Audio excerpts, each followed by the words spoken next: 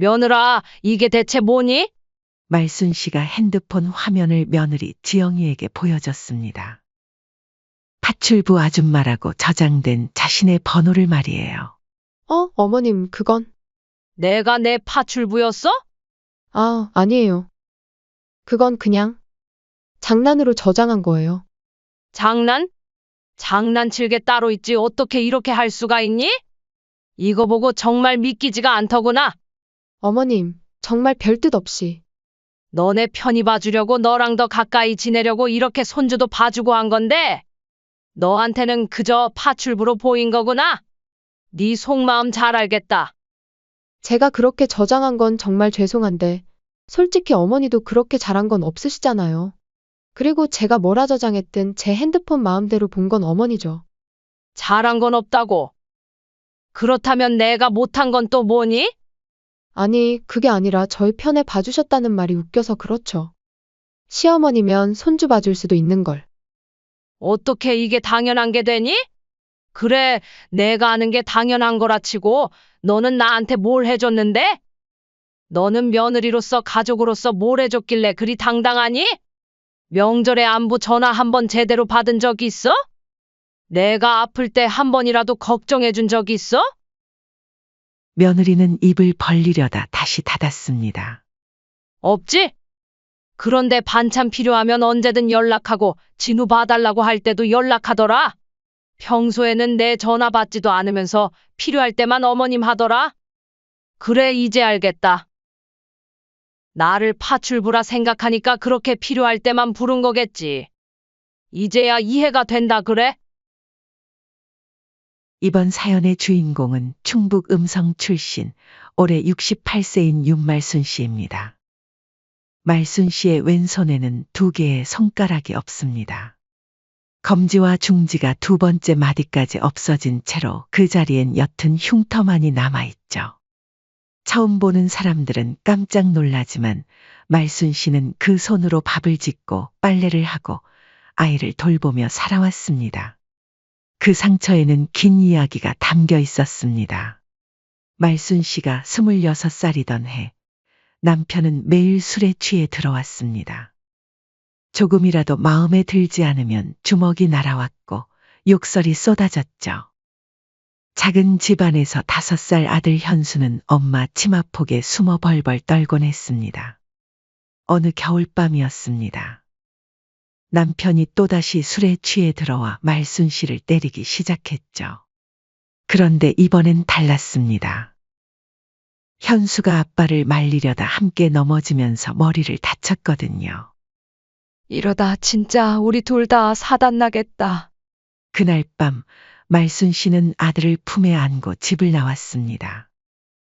새벽 4시 눈이 내리는 추운 겨울이었죠. 가진 건 통장에 있던 10만 원과 아들의 작은 가방 하나뿐이었습니다. 현수야, 우리 어디로 갈까? 기차역에서 말순 씨는 가장 가까운 곳에 표를 샀습니다. 경기도 안성이었죠. 그렇게 모자는 전혀 아는 사람 없는 낯선 도시로 향했습니다.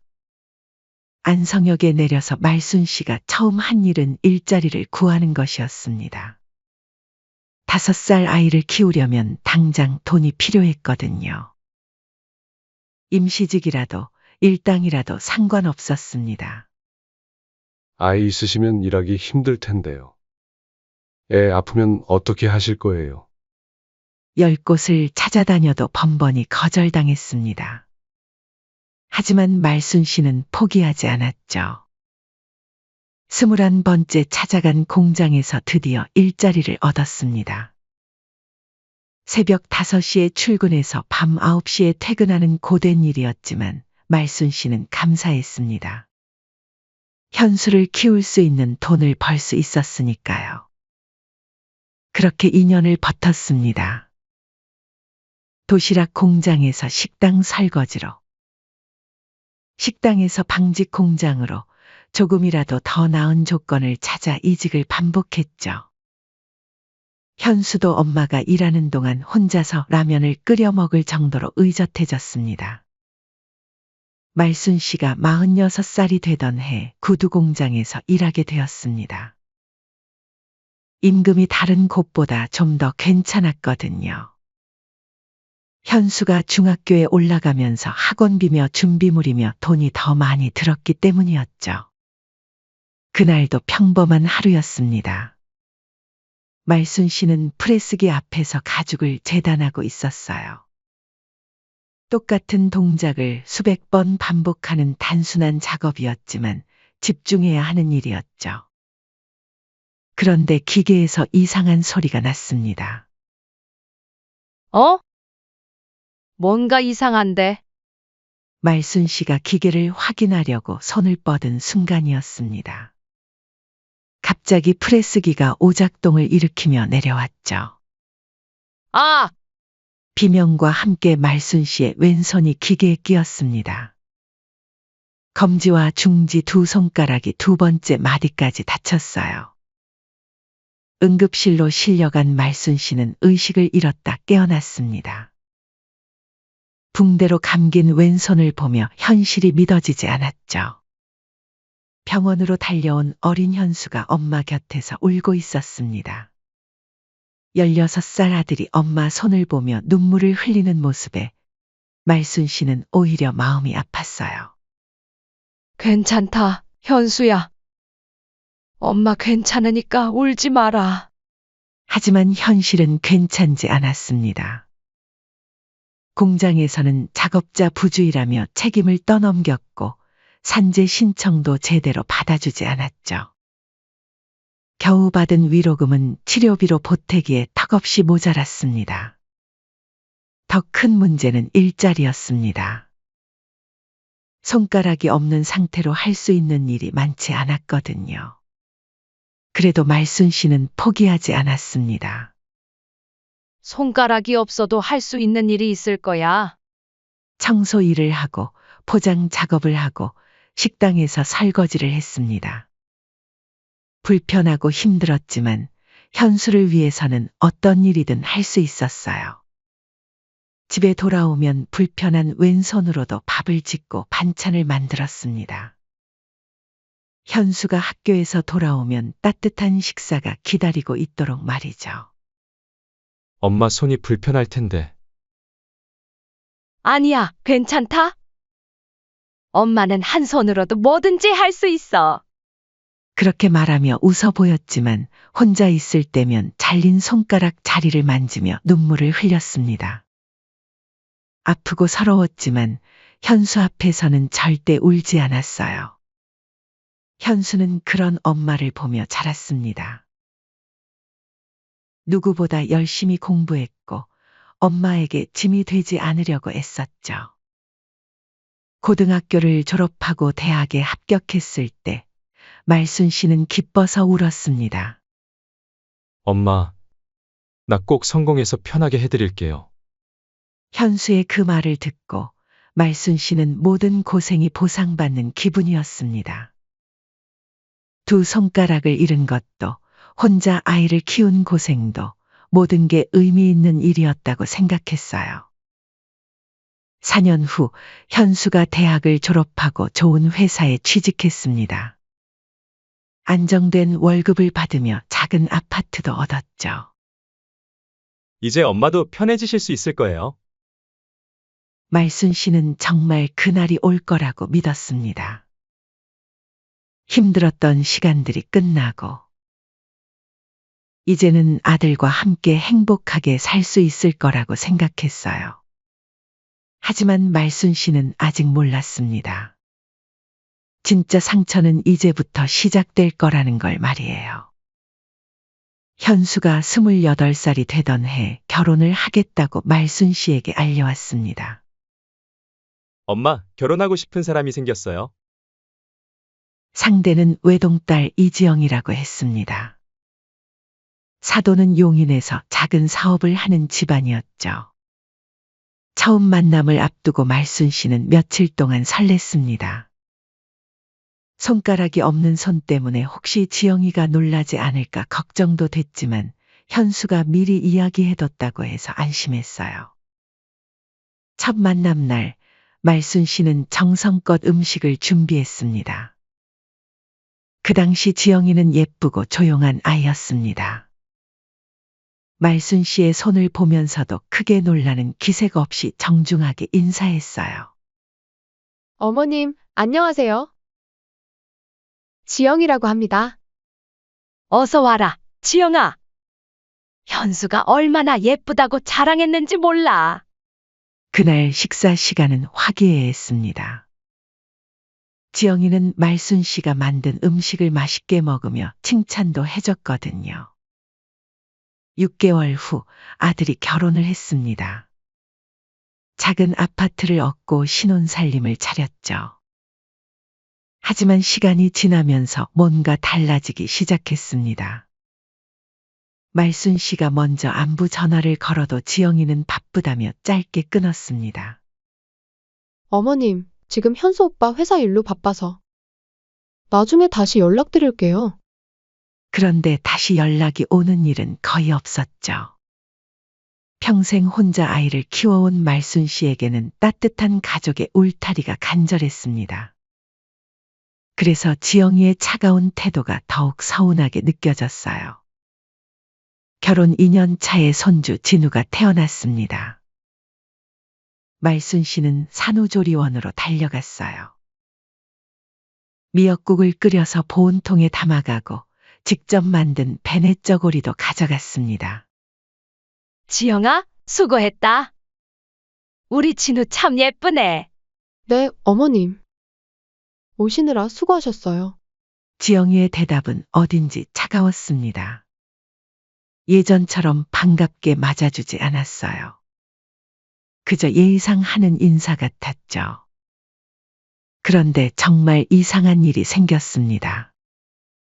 며느리 지영이가 갑자기 말순 씨에게 연락을 해온 거예요. 어머님, 지난번에 주신 무말랭이 반찬이 너무 맛있던데요. 바쁘지 않으시면 조금 더 만들어주실 수 있을까요? 며느리가 먼저 연락해 오는 것은 드문 일이었습니다. 하지만 부탁할 때만큼은 연락을 계속해왔죠. 그래, 알겠다. 만들어서 가져다 줄게. 말순 씨는 밤늦게까지 무말랭이를 무치고 다른 반찬도 몇 가지 더 준비했습니다. 오른손 하나로 하느라 시간이 오래 걸렸지만 마음은 착잡했어요. 다음 날 오후 반찬통 여러 개를 들고 아들네 집을 찾아갔습니다. 인터폰을 누르니 지영이의 목소리가 들렸어요. 어머님이세요? 잠깐만요. 말순 씨는 현관문이 열릴 줄 알았는데 지영이는 문틈만 조금 열고 나왔습니다. 어머님, 반찬 가져오셨어요? 응, 무말랭이랑 다른 것도 조금 만들어 왔어. 들어가서. 아, 반찬은 그냥 문 앞에 두고 가세요? 제가 지금 진우 보느라 너무 바빠서요. 말순 씨는 얼떨떨했습니다. 집 안에 들어가서 잠시라도 얼굴 보고 가려고 했는데 그냥 반찬만 두고 가라는 거였어요. 그래도 진우 얼굴 좀. 다음에요, 어머님. 진우가 지금 자고 있어서 깨우면 안 되거든요. 지영이는 반찬통을 받아들고는 바로 문을 닫아버렸습니다. 말순 씨는 빈손으로 돌아서는 길이 너무 쓸쓸했어요. 그 후로도 며느리 지영이는 이런 식이었습니다. 필요한 반찬이 있을 때만 연락을 했고 말순 씨가 먼저 전화하면 받지 않거나 바쁘다며 금세 끊었죠. 어느 날 지영이에게서 또 연락이 왔습니다. 어머님, 죄송한데 내일 오후에 진우 좀 봐주실 수 있으세요? 제가 급한 일이 생겨서요. 그래, 알겠다. 내가 가서 볼게. 다음 날 오후 말순 씨는 진우를 보러 갔습니다. 이제 돌이 지난 진우는 아장아장 걸어 다니고 있었어요. 그런데 지영이가 나가기 전에 조심스럽게 말을 꺼냈어요. 어머님, 죄송한 말씀인데요. 응? 뭔데? 어머님 손가락. 진우가 보면 놀라거나 무서워할 수도 있을 것 같아서요. 혹시 장갑 좀 껴주실 수 있을까요? 그 말을 듣는 순간 말순 씨의 가슴이 철렁 내려앉았습니다. 무슨 말인지 이해는 하지만 서운한 감정을 숨길 수는 없었죠. 말순 씨는 말없이 장갑을 꼈습니다. 평생 혼자 버텨온 사람에게는 참는 것이 습관처럼 되어 있었거든요. 지영이가 나간 후 말순 씨는 진우를 돌보면서도 계속 장갑을 끼고 있었어요. 진우가 자신의 상처를 보고 무서워할까 봐서 말이죠. 그렇게 몇 개월이 지났습니다. 지영이는 필요할 때만 말순 씨에게 연락했고 말순 씨는 그때마다 묵묵히 도와줬어요. 반찬을 만들어다 주고 진우를 봐주고 집안일도 도와줬습니다. 하지만 뭔가 이상했습니다. 가족 같은 느낌이 전혀 들지 않았거든요. 어느 날 말순 씨가 진우를 보고 있는데 지영이가 친구와 전화 통화를 하는 소리가 들렸습니다. 응, 시어머니가 와서 애 봐주고 있어. 편하긴 한데. 내가 돌아오면 그냥 돌아가셨으면 좋겠는데 자꾸 더 있을라 하셔서 불편하긴 해. 말순 씨는 충격을 받았습니다. 자신이 선의로 하는 일들이 며느리에게는 부담스러운 일이었던 거예요. 그날 밤 말순 씨는 잠을 이루지 못했습니다.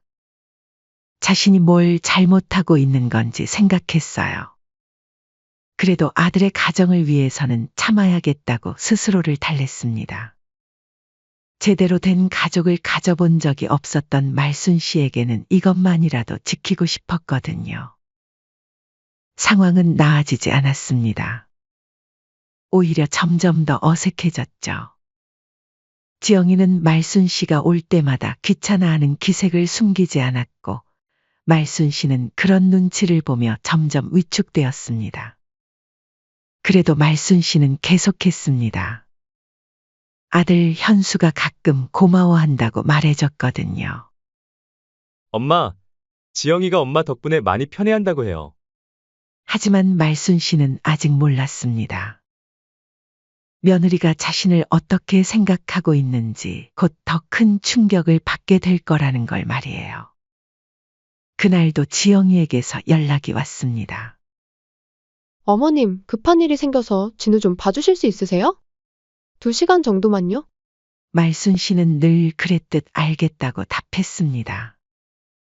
아들네 집에 도착해보니 며느리가 바쁜 듯 준비를 하고 있었어요. 어머님, 진우 기저귀는 여기 있고요. 우유는 냉장고에 있어요. 2시간 후에 올게요. 알겠다. 다녀와라. 지영이는 급하게 나가면서 핸드폰을 거실 소파에 두고 갔습니다. 1시간 정도 지났을 때 진우가 보채기 시작했어요. 기저귀를 확인해봐도 괜찮고 배고픈 것 같지도 않았습니다. 뭔가 다른 걸 찾는 것 같았어요. 뭘 찾는 거니, 진우야? 진우는 자꾸 소파 쪽을 가리키며 울었습니다. 혹시 지영이에게 전화해서 물어봐야 하나 싶어 말순 씨는 핸드폰을 집어들었어요. 그렇게 며느리에게 전화를 걸었는데 소파에 있던 며느리 핸드폰이 울렸어요. 정신없이 나가더니만 핸드폰도 두고 갔나 보네. 그런데 화면에 이상한 게 보였습니다. 파출부 아줌마. 자신이 전화를 걸었을 때 며느리 핸드폰에 띄워진 이름이었어요. 손이 떨렸습니다. 핸드폰을 다시 보고 또 봤습니다. 분명히 자신의 번호였어요. 그런데 이름은 파출부 아줌마였습니다. 그 네 글자가 눈에 박혔습니다. 가슴이 무너지는 느낌이었어요. 숨이 막혔습니다. 내 이름을 파출부 아줌마로 저장했다고. 어떻게 이럴 수가 있지? 곧이어 핸드폰을 다시 들고 오려고 한 며느리가 돌아왔습니다. 어머님, 저 핸드폰을 두고 가서요. 지영이가 핸드폰을 찾으려고 하는데 말순 씨가 그것을 들고 있었습니다. 지영아, 말순 씨의 목소리가 평소와 달랐습니다. 차갑고 날카로웠어요. 네, 어머님?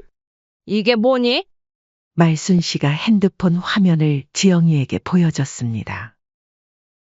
파출부 아줌마라고 저장된 자신의 번호를 말이에요.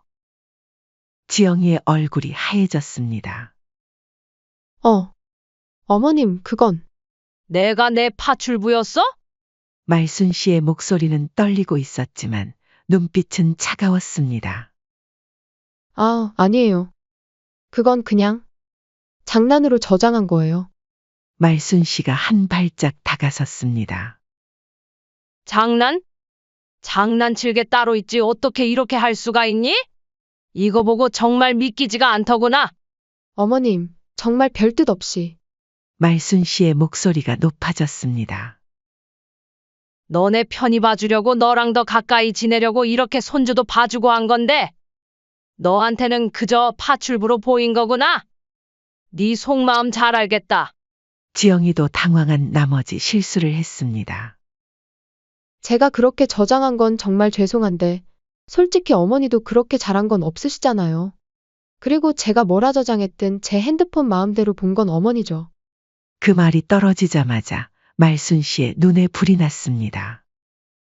잘한 건 없다고. 그렇다면 내가 못한 건 또 뭐니?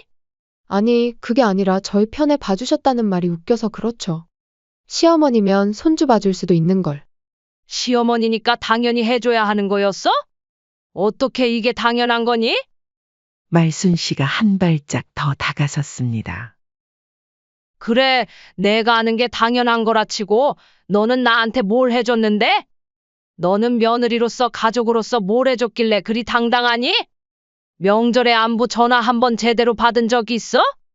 내가 아플 때 한 번이라도 걱정해 준 적 있어? 지영이는 입을 벌리려다 다시 닫았습니다. 없지? 그런데 반찬 필요하면 언제든 연락하고 진우 봐달라고 할 때는 언제든 연락하더라. 평소에는 내 전화 받지도 않으면서 필요할 때만 어머님 하더라. 그래, 이제 알겠다. 나를 파출부라 생각하니까 그렇게 필요할 때만 부른 거겠지. 이제야 이해가 된다 그래? 저도 나름 예의는 지켰거든요. 솔직하게 말해서 어머니하고 제가 가족도 아닌데 그만하면 예의 지키고 며느리 노릇한 거죠. 말순 씨가 어이없다는 듯 웃었습니다. 예의? 반찬 문 앞에 두고 가라는 게 예의였어? 내가 왜 너한테 이것저것 챙겨줬는지 아니? 가족이 되고 싶어서야. 진짜 가족 말이야. 말순 씨의 눈에서 눈물이 맺혔습니다. 평생 제대로 된 가족 한 번 못 가져본 내가 너랑 현수랑 진우랑 진짜 가족 되고 싶어서 그랬던 거야. 그런데 너는 나를 파출부 아줌마로 저장해 놨더라. 지영이가 변명하려 했습니다. 어머님, 정말 장난이었어요.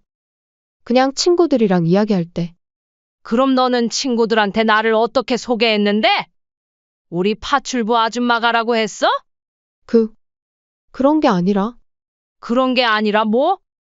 솔직히 말해봐. 너는 나를 어떻게 생각했는데? 지영이가 입술을 깨물었습니다.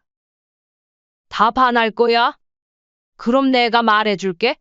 말순 씨가 찬찬히 말했습니다. 너는 나를 공짜로 부려먹을 수 있는 사람으로 봤어. 반찬 필요하면 부르고, 애 봐달라고 부르고, 청소 필요하면 부르고. 그치? 그런데 가족 대접은 안 해줬지. 집에 들어오라고도 안 하고, 안부도 안 물어보고, 명절에도 거치레로만 연락하고, 심지어 내 손가락 보기 싫다고 장갑까지 끼라고 했지. 지영이가 발끈했습니다. 그건 진우 때문이었어요. 아이 교육 정서에 안 좋은 영향이 있을까봐. 진우가 내 손가락 보고 무서워하거나 피한 적 있니? 지영이의 얼굴이 빨갛게 달아올랐습니다. 어머님이 뭘 아신다고 그러세요? 내가 뭘 안다고? 그럼 너는 뭘 아는데? 말순 씨가 핸드폰을 며느리에게 던져줬습니다.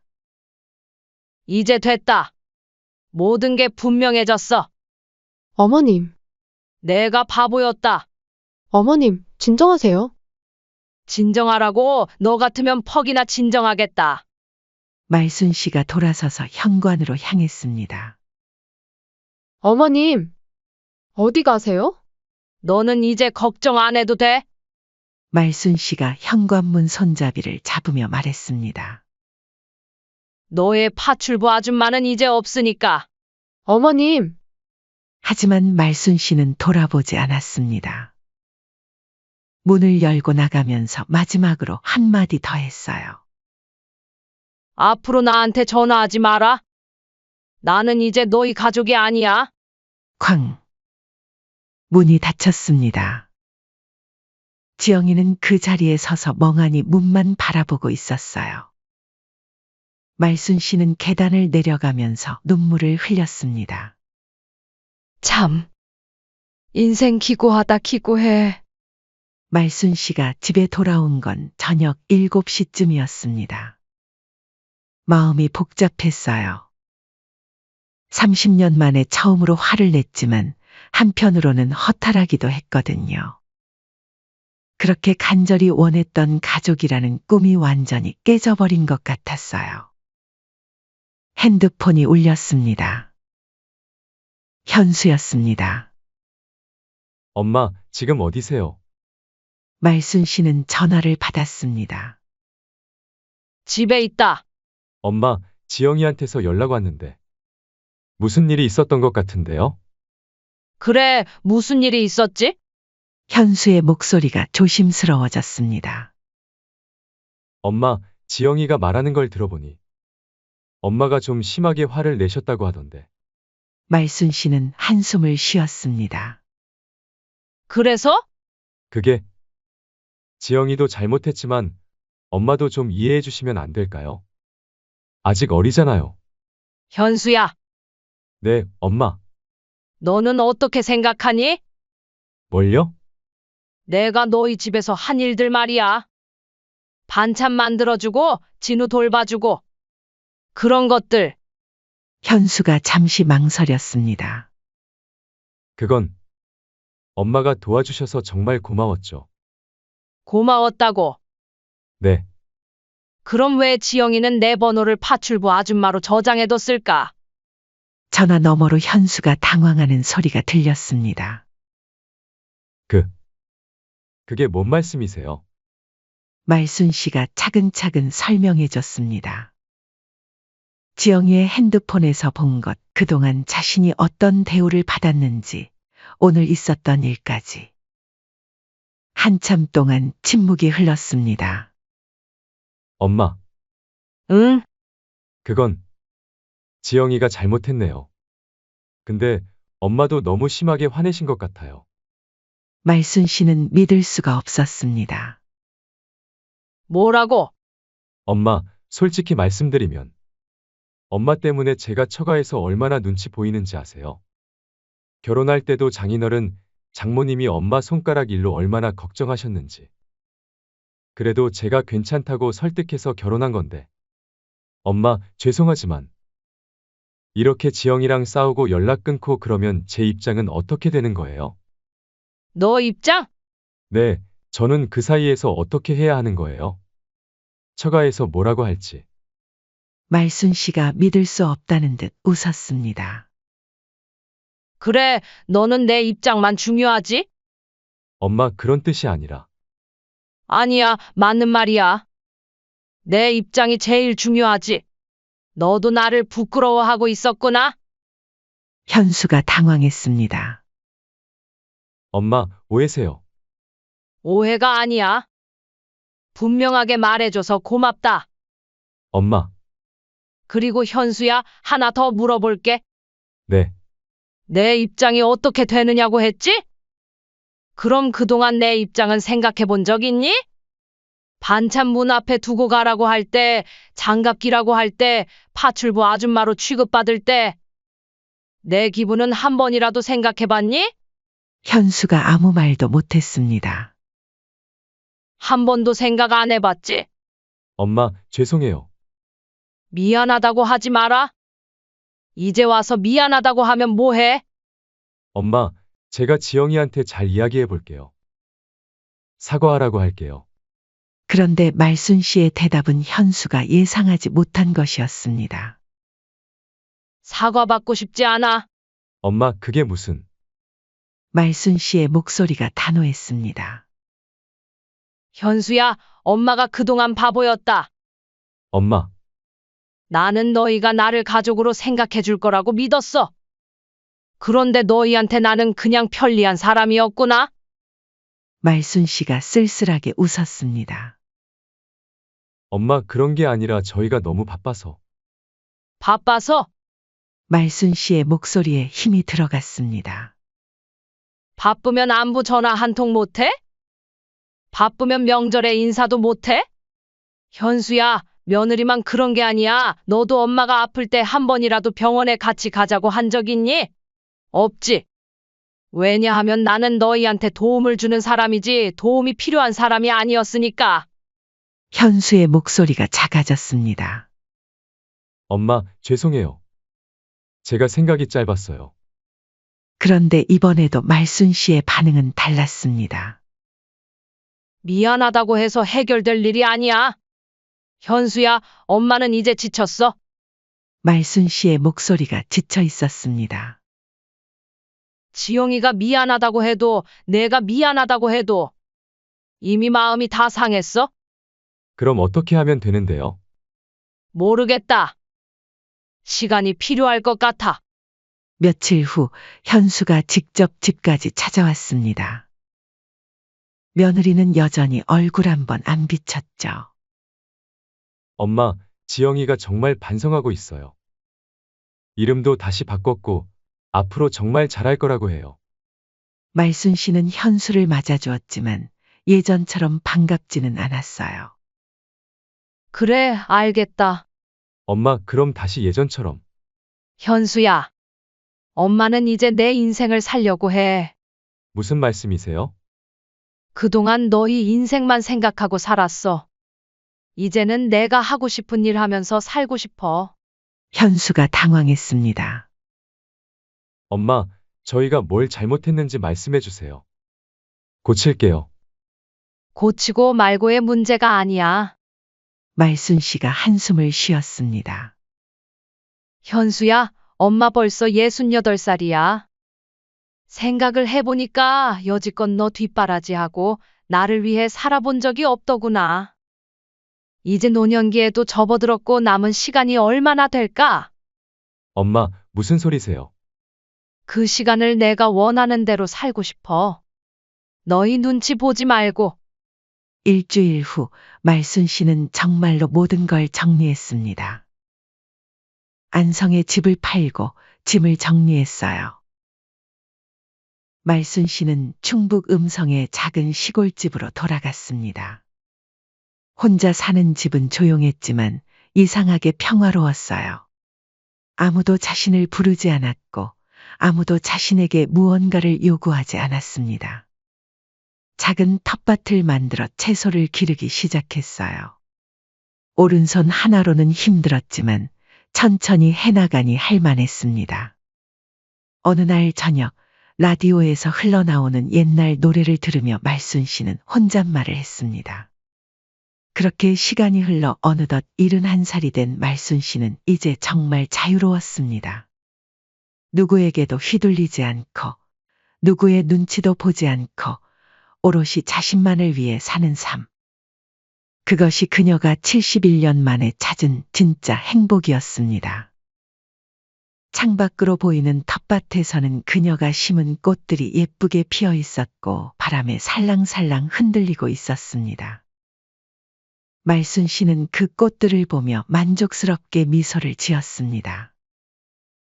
그렇게 가족이 가지고 싶었고 가족을 지키고 싶었는데 나한테는 과분한 거였나 보다.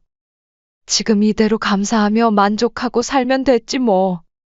그리고 그날 밤 그녀는 오랜만에 정말 깊이 잠들었습니다. 아무 걱정도 아무 눈치도 없는 평화로운 잠을 말이에요.